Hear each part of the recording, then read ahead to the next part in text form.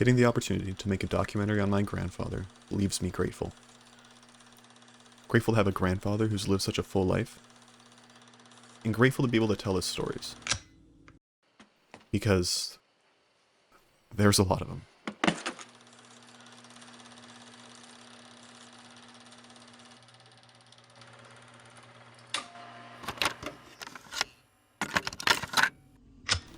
Cool.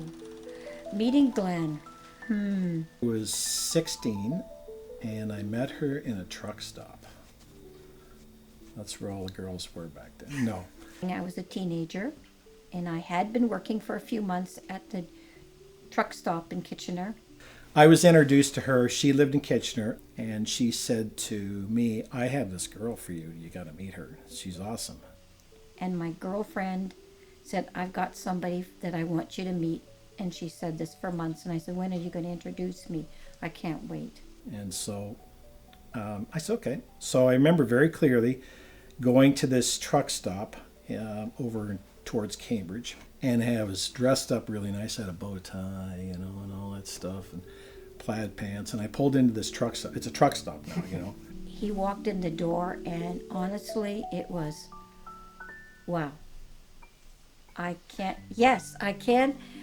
describe it other than it made me anxious immediately.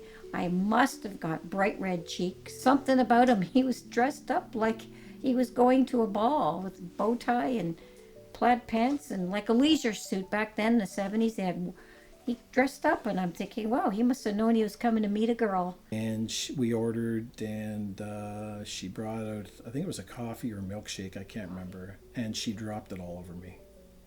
She was so nervous, So it was really cute. And then the rest of it's just history.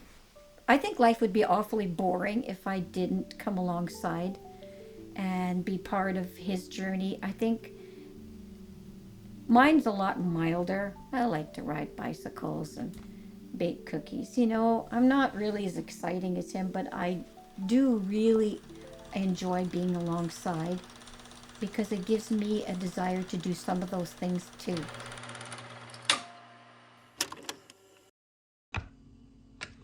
Through your whole career, you're training. You're going back and forth to fire calls. You're constantly training. Every time you go to work, you're training. That's what it's about. It's very militant, and it's based on training, and that's just the way the system works. And just because they pay you to do it doesn't make it easy. Okay, so there's a lot of tragic things that happen that you'll never forget. Faces and scenes that you never forget. You just can't turn it off. It's just. And you have to have the right kind of personality for that job. You just can't. The average person, I don't think, would have a very hard time doing that job. And the suicide rate is pretty high in first line responders and stuff like that for that reason. So you have to have the right personality for it. So all in all, it was a good job, and I was very good at compartmentalizing it. So one of scary situations that I ran into once actually happened on Christmas Eve.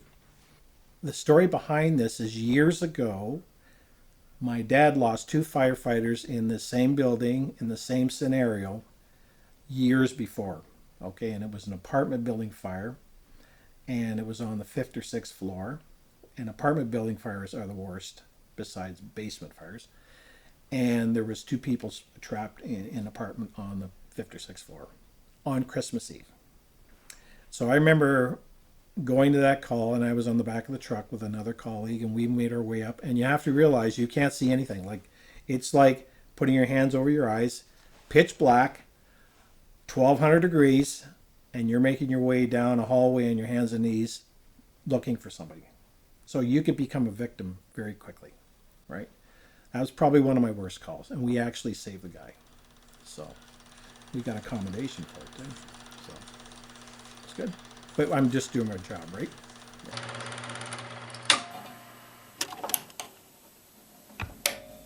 Yeah.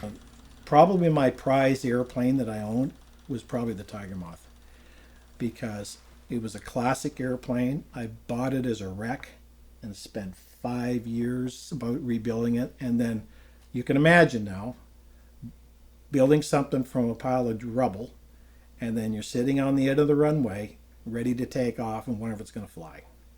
Okay, that's a thrill for me. Yeah, I had a helicopter. Like I said, I've had many aircraft, and this particular one, I was having trouble with it. Okay, but I've had trouble with a lot of different things over life, and I fix it and carry on. And so I was test flying it, and it was working fine at the time. And the person that I had it parked on this person's property outside of town here, and they wanted to go for a ride in the worst way. And I said, okay, it seems to be working fine. So we took off with it, and we were climbing out 300 or 400 feet, and it quit, just like that, just like you turn the key off in your car. And so I ended up auto rotating it into the field, which was what you do, and then it was a plowed field. That was a problem. And as soon as it hit the field, it rolled over. So anything that you walk away from basically is a good day.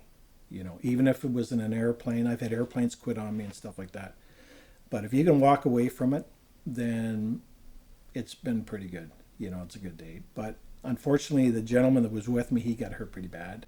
I got banged up pretty good. But you know what? If you're going to fly, you're going to race, it probably eventually will happen.